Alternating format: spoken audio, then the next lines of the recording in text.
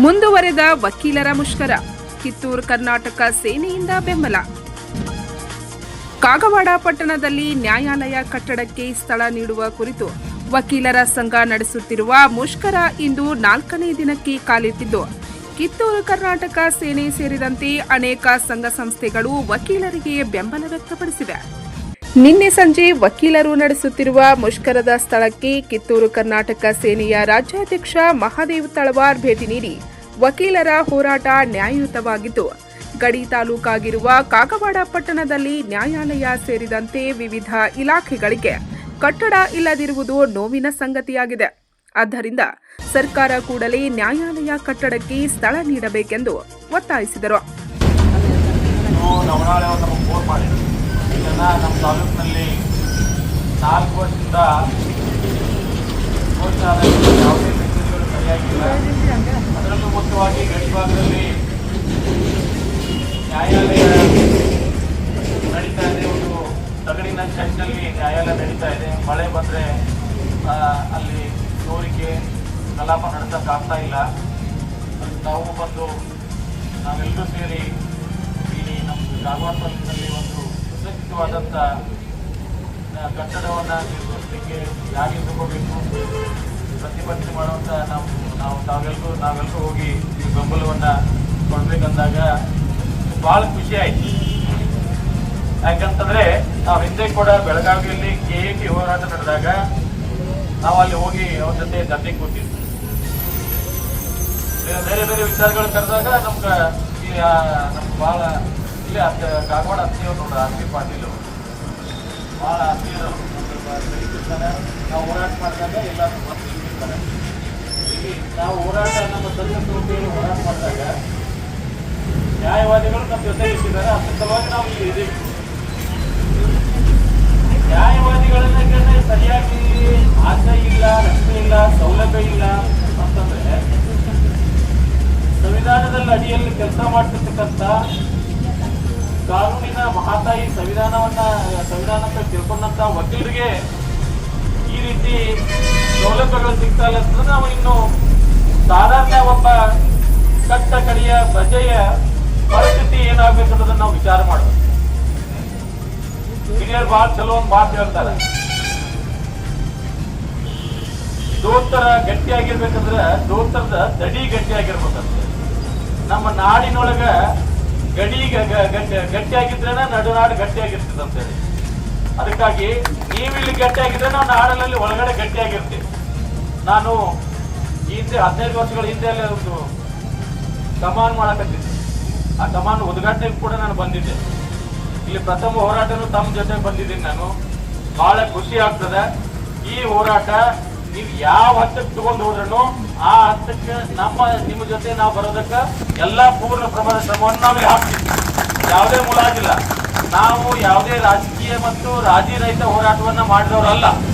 ಅದು ಬೇಕಾದಾಗ ನಾವು ಜೈಲಿಗೆ ಹೋದ್ರೂ ಬಿಡಿಸ್ಕೊಂಡ್ ಬರಾಕದೇ 15-20 ಕೇಸ್ಗಳನ್ನ ಹಾಕೊಂಡು ನಾವು ಇನ್ನೂ ಹೋರಾಟ ಮಾಡಕತ್ತೀವಿ.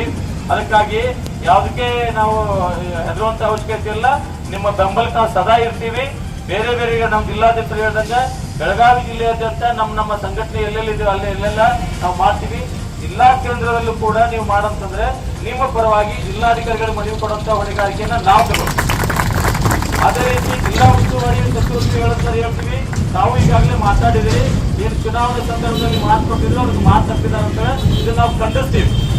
ಯಾರೇ ಮಾತು ಕೊಟ್ಟಿದ್ರು ಅದು ಮಾತಿನ ಪ್ರಕಾರ ನಡ್ಕೋಬೇಕು. ಅದು ಇಲ್ಲ ಅಂತಂದ್ರೆ ನಾವು ಅವರಿಗೆ ಮನವಿ ಮಾಡ್ಕೊಳ್ಳೋಂಥ ಕೆಲಸ ಮಾಡ್ತೀವಿ. ಸಂಘ ಕಾಗವಾಡದವರು ಅತ್ತಿಯವರು ಏನ್ ತೀರ್ಮಾನ ತಗೋತೀರಿ ನಮಗೊಂದು ಸೂಚನೆ ಕೊಟ್ರೆ ನಾವು ಬೆಳಗಾವಿಯಲ್ಲಿ ಮಾಡೋದಕ್ಕೆ ತಯಾರಾಗಿದ್ದೀವಿ. ಬೆಳಗಾವಿಯಲ್ಲಿ ನಿಮ್ಮ ಪರವಾಗಿ ಹೋರಾಟ ಮಾಡೋದಕ್ಕೆ ತಯಾರಾಗಿದ್ದೀವಿ ಅಂತ ಒಂದು ಭರವಸೆ ಕೊಡ್ತೀವಿ. ಅದಕ್ಕಾಗಿ ಇಲ್ಲೇನು ನಾನು ನೋಡಿದ್ದೀನಿ.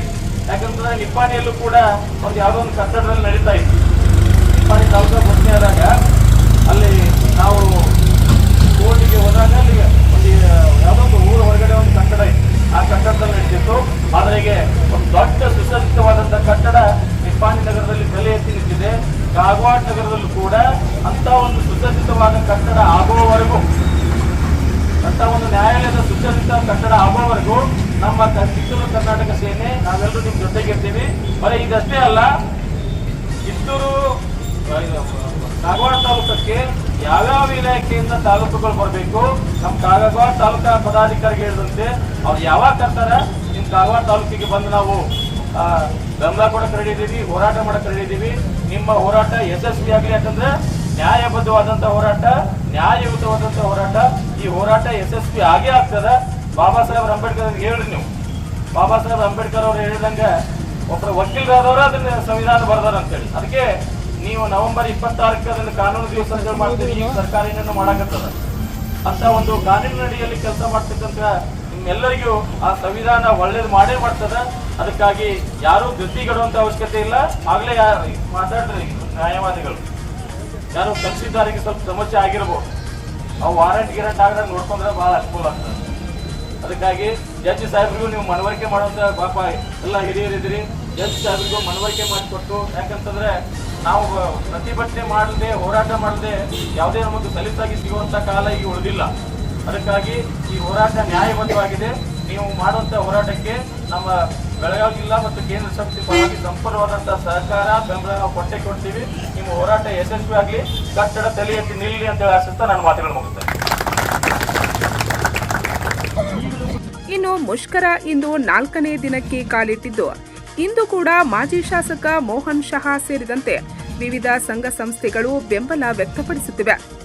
ಈ ಸಮಯದಲ್ಲಿ ಕಿತ್ತೂರು ಕರ್ನಾಟಕ ಸೇನೆಯ ಜಿಲ್ಲಾಧ್ಯಕ್ಷ ಶಿವಾನಂದ್ ಕೋಳ್ಕಾರ್, ಕೇಂದ್ರ ಸಮಿತಿಯ ಸದಸ್ಯರಾದ ರಾಜು ಗುಳನ್ನವರ್, ದೇವೇಂದ್ರ ತಳವಾರ್ ಮತ್ತು ರಮೇಶ್ ತಳವಾರ್, ನಾಗೇಶ್ ಮಾಳಿ, ಶಿವಾನಂದ್ ನವಿನಾಳೆ, ರಾಹುಲ್ ತಾರ್ದಾಳೆ, ಸುನಿಲ್ ಗುಂಡ್ವಾಡೆ, ಉಮೇಶ್ ತಳವಾರ್, ರಾಹುಲ್ ಕುಣ್ಣೆ, ಅಜಯ್ ಪಾಟೀಲ್ ಸೇರಿದಂತೆ ಕಿತ್ತೂರು ಕರ್ನಾಟಕ ಸೇನೆಯ ಎಲ್ಲ ಪದಾಧಿಕಾರಿಗಳು, ಮುಖಂಡರು, ವಕೀಲರು ಉಪಸ್ಥಿತರಿದ್ದರು.